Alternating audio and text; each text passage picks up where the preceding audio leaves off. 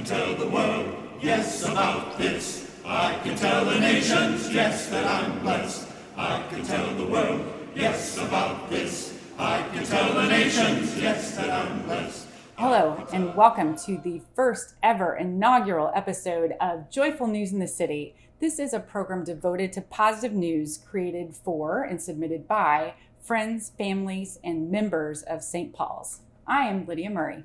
And I'm Tom Murray, and we are your guest anchors for this first episode of the Joyful News program.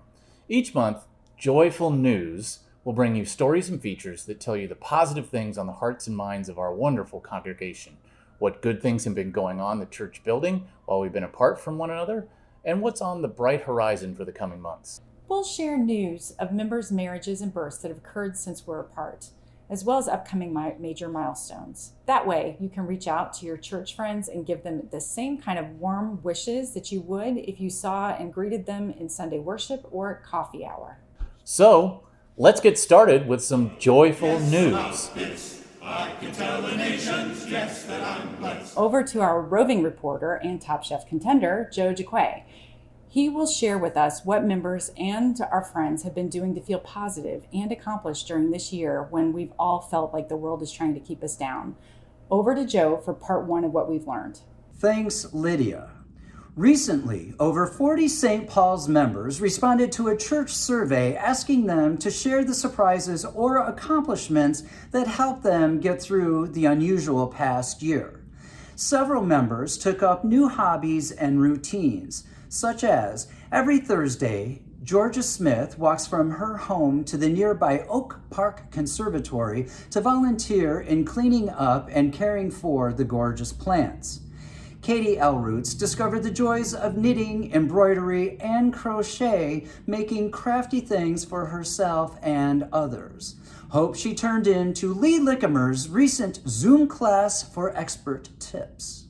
The Kata family humored mom Cynthia in producing short movie parodies and ended up relishing the results that they and their fan friends will never forget. Many members discovered that exercise is not, in fact, self-imposed torture after all, fitting daily workouts, walks, runs, weightlifting, and bike rides into their pandemic shutdown routines. Jeff Matthews and Dave Baker found joy in the open-air escape of golf.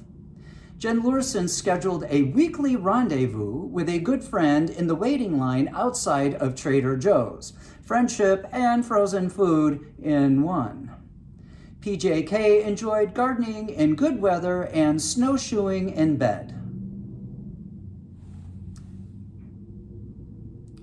Thank you, operations. Ladies and gentlemen, that is not snowshoeing in bed, that is snowshoeing in bad weather.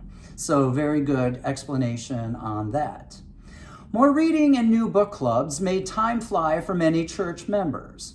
Milwaukeean Suzanne freshly joined the chancel choir again after 17 years' absence, thanks to the virtual production efforts of Brianna Coe, Kevin Jarowski, Matt Pliskota, and Kurt Hansen.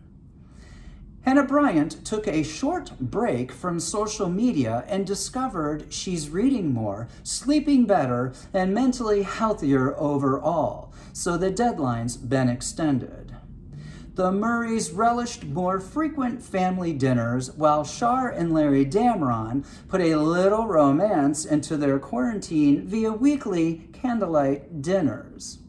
A senior pastor, who will go nameless, has gotten a kick out of reading the Sun-Times daily horoscopes to his family at breakfast. Blasphemy, fun, you decide. And Jeff Carlson, one of my favorite St. Paul's members, adopted the daily office scripture and prayer practice each morning before doing or looking at anything else. Wait, what? Including me? Back to you. I'll be back later in the episode to share more joyful news from the congregation. Good stuff, Joe. Yes, about this. I can tell the nations, yes. For over a year now, we've all been separated due to the COVID-19 pandemic's public gathering shutdown. But, true to St. Paul's history, that didn't stop our congregation from doing something positive in the face of national and global adversity. That's right, Tom. Last July, St. Paul's congregation voted to make lemons out of lemonade, using the shutdown time to complete the first phase of the Expand Our Openness capital construction project.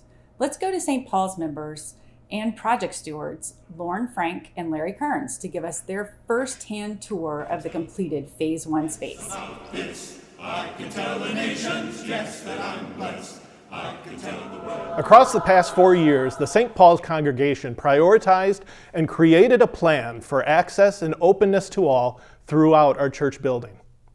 I'm Lauren Frank. I'm Larry Kearns, and I was thrilled when St. Paul's chose our firm, Wheeler Kearns Architects, to work on this project. Lauren and I are now going to walk you through the completed Phase 1 work and point out some of the highlights of what your faithful planning and generosity have accomplished, turning the past year's challenges into a great step forward for our church and our community. As we ascend the steps by the bell entrance, you'll be welcomed into this new lobby that we've always envisioned as one of the entries from the eventual courtyard. And you're greeted immediately by this wall of walnut paneling, and you'll see that in the walnut paneling there's inlaid the exact same cross that you'll see at the top of the steeple. And atop all of the paneling, you'll see the motto of the church.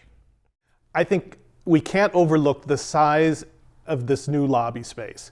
I think everyone watching will recall how on any given Sunday, this hallway is filled with people getting coffee, hanging up their coats, friends meeting friends for conversation, musicians and choir members trying to navigate through the crowd. It's always been so congested.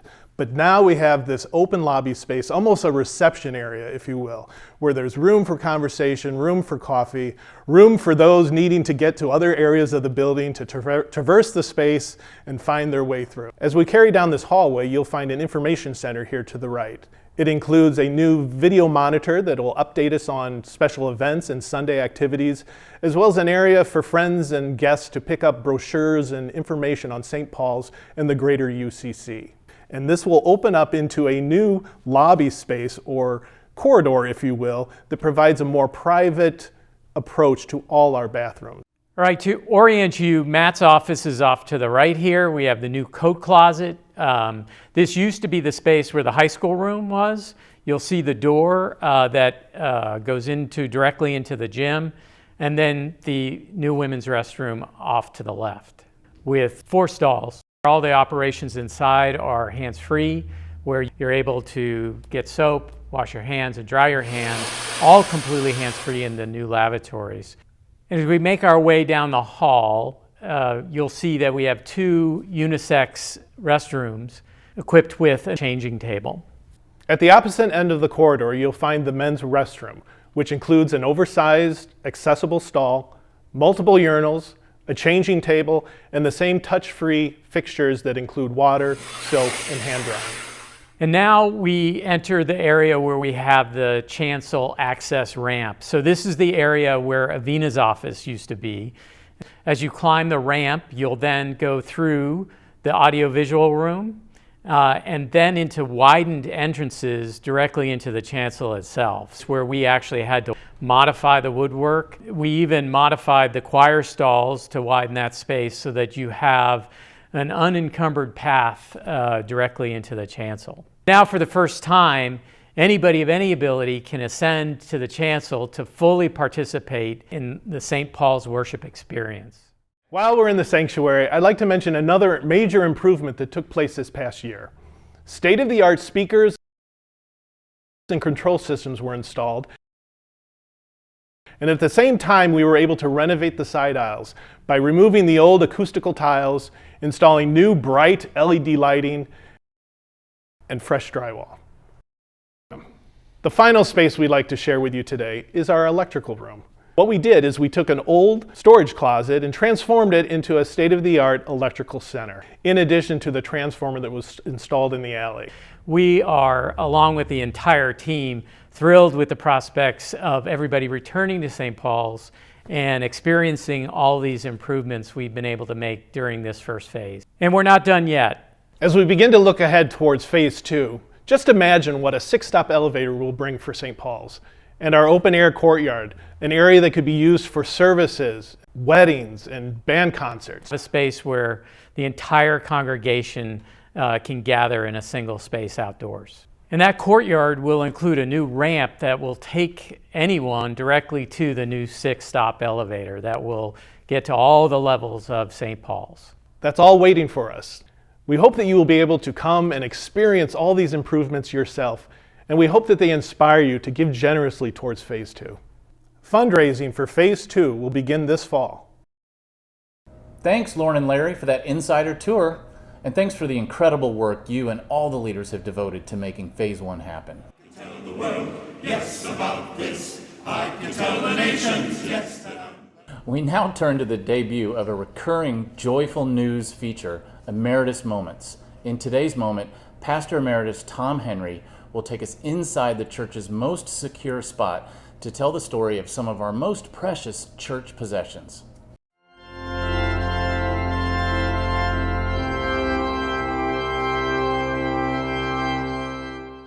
35 years ago on live TV, the vault of Al Capone, famed gangster, was opened here in Chicago at the Lexington Hotel. St. Paul's has the vault. It's right behind me here. It's in the church office, and most people don't know about it. I'm going to go into that vault right now, and we'll see what's in here. There are treasures in this vault, not money, not old bodies, although from time to time there have been the ashes of church members waiting to be buried, but there are some old bottles in here. They were found in the walls during the recent construction. Liquor bottles, probably from contractors from the ages past when this building was built, but possibly from past youth groups as well.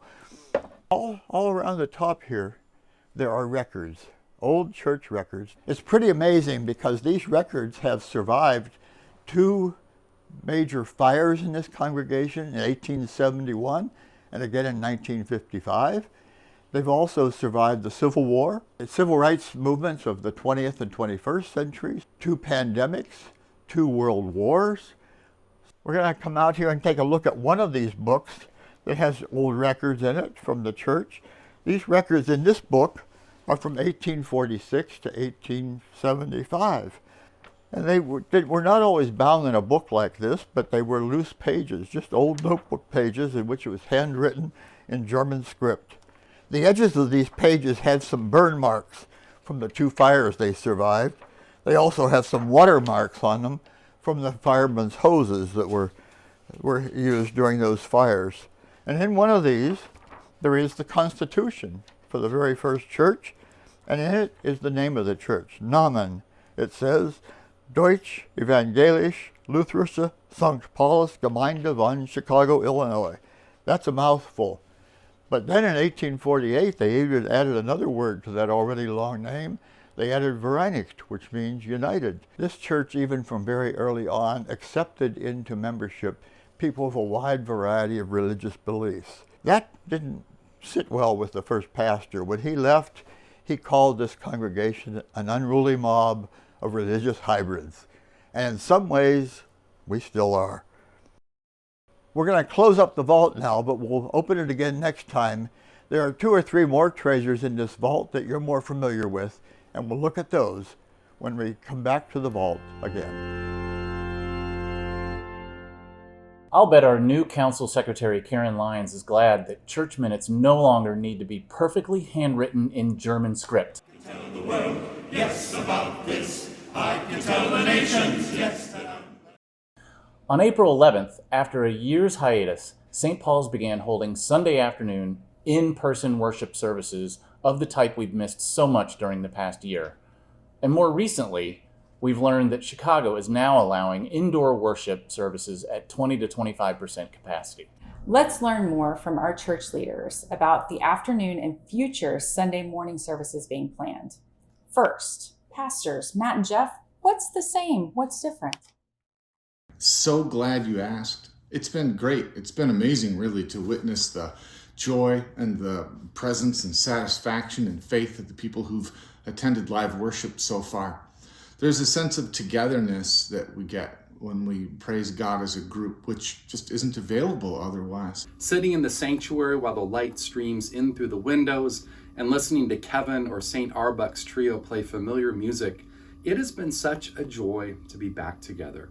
The new sound system that we've installed is getting great reviews. We can all be heard more clearly. I can speak a little faster when I preach if I want to, which is a nice bonus to have. And there's a sense in that room now of intimacy and closeness because of the quality of the new sound system. The safety measures are working as planned, and our members have reacted with enthusiasm, gratitude, and even some tears.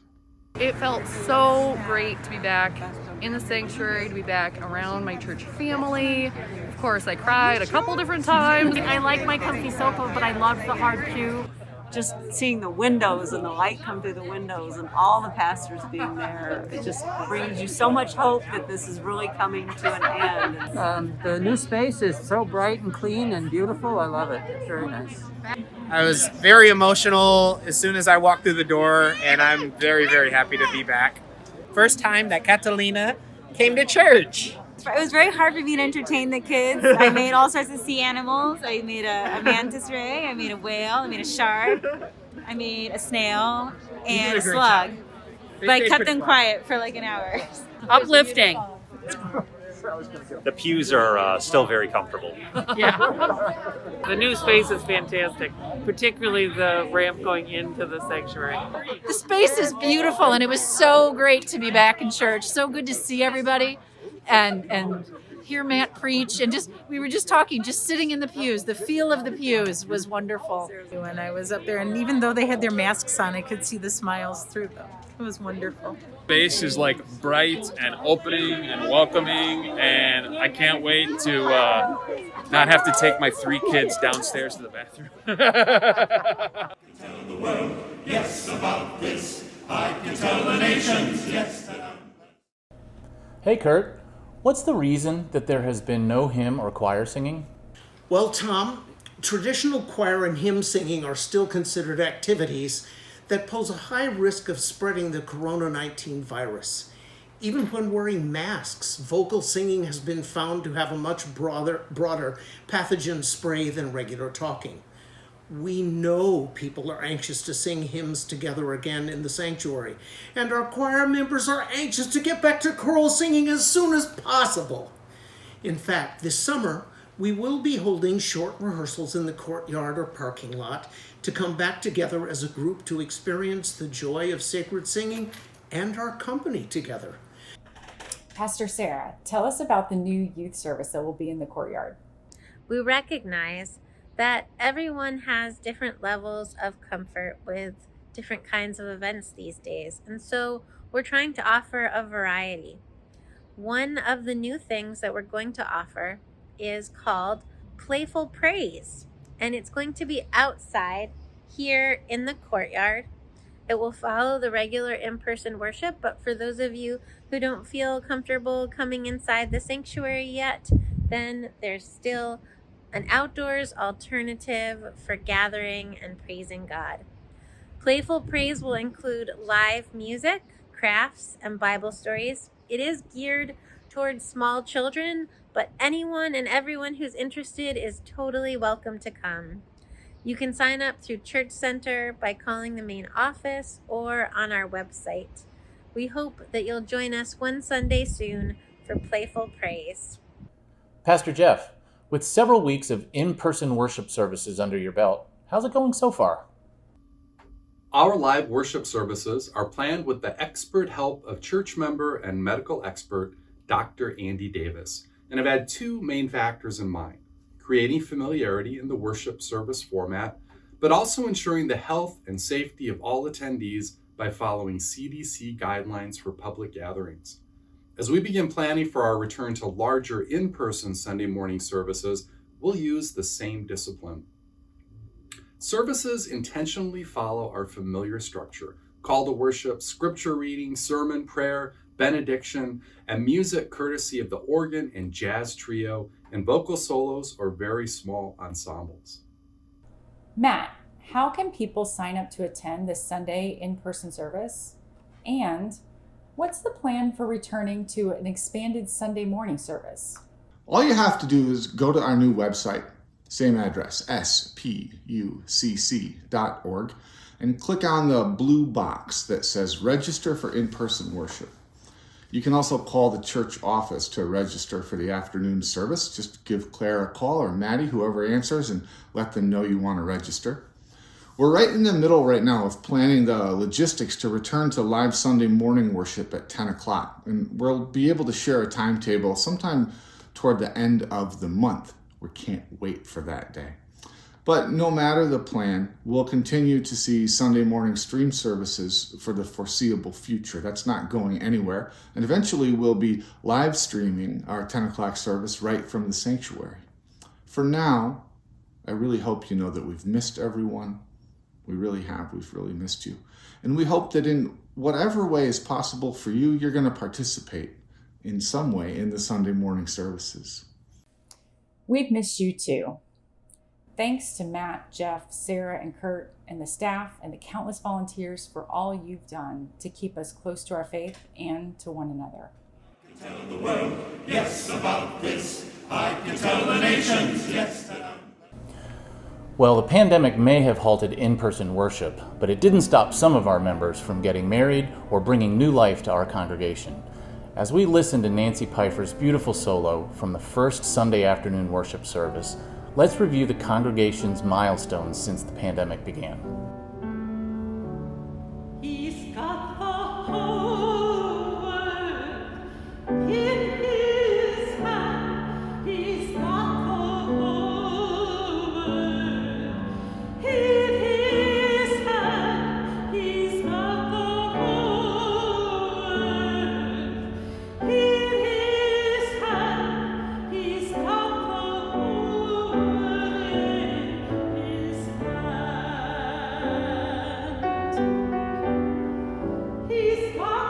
woods and the waters in his hand. He's got the woods and the waters in his hand. He's got the sun and the moon right in his hand. He's got the whole world in his hand.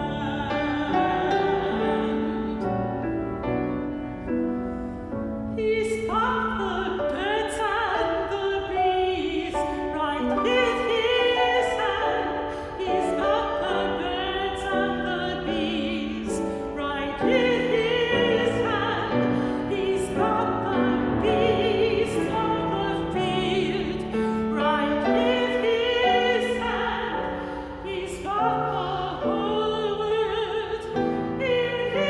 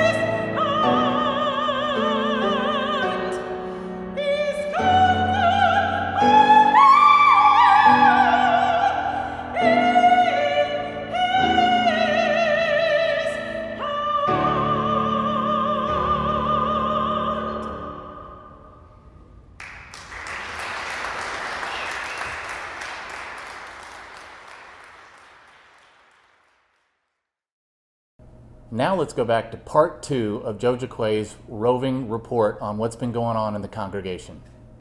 I'm back with more quarantine joy from St. Paul's members. Many members found that good things can happen in challenging times.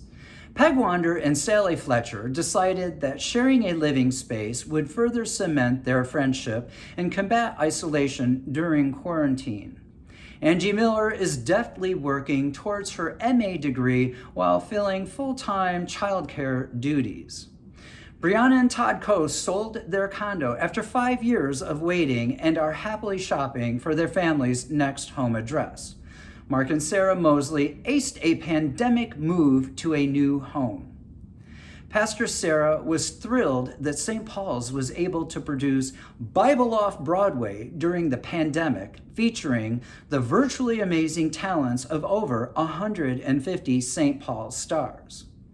Pam Wool's helping to build a new organization doing what she loves, and Tara Magner has enjoyed providing direct COVID relief resources through her foundation job.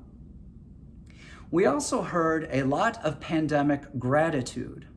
Tim Nowak praised the adaptability of children and teachers like Amy Barton, and many parents appreciated the commitment of kids to keep learning virtually.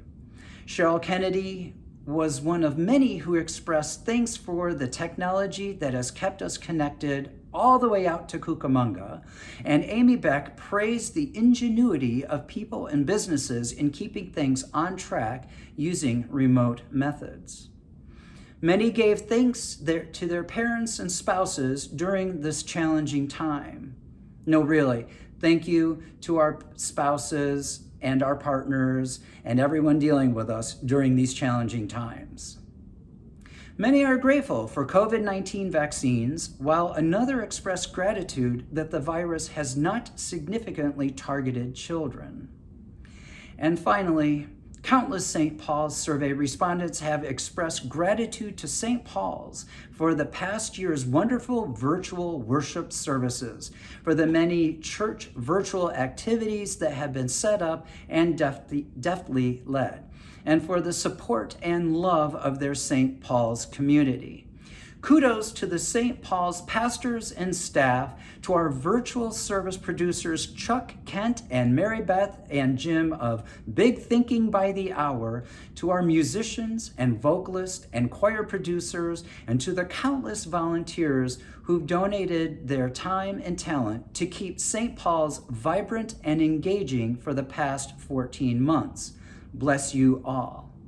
Next time, we'll share what's on people's live worship and broader life bucket list once the COVID isolation is fully behind us. For now, this is your roving reporter, Joe Jaquay, saying so long for now, and back to you, Tom and Lydia. Thanks, Joe. You know, Lyd, I was one of those unnamed spouses. Sure you are. Well, that wraps up our debut episode of Joyful News in the City. We hope you feel a little closer and more up to date on fellow St. Paul's members and friends. In our next episode, we'll learn what's next for this year's St. Paul's High School graduating seniors. Hey, there's one now. And learn what's on the bucket list for our congregation once the pandemic is fully behind us. For now, I'm St. Paul's member Lydia Murray. And I'm Tom Murray, and this has been Joyful News in the City. Goodbye for now. Bye. I can tell the world, yes, about this. I can tell the nations, yes, that I'm blessed. I can tell the world, yes, about this. I can tell the nations, yes, that I'm blessed. Yes, I can tell the nations, yes, that I'm blessed. Tell them what my Lord has done. Oh, yes, till the conqueror has come, and he brought joy, joy, joy to my soul. I can tell the world, yes, about this. I can tell the nations, yes, that I'm blessed. I can tell the world, yes, about this. I can tell the nations, yes, that I'm blessed. Yes, I can tell the nations, yes, that I'm blessed. Tell them what my Lord has done. Oh, yes, till the conqueror has come, and he brought joy, joy, joy to my soul. I can tell the world, yes, about this. I can tell the nations,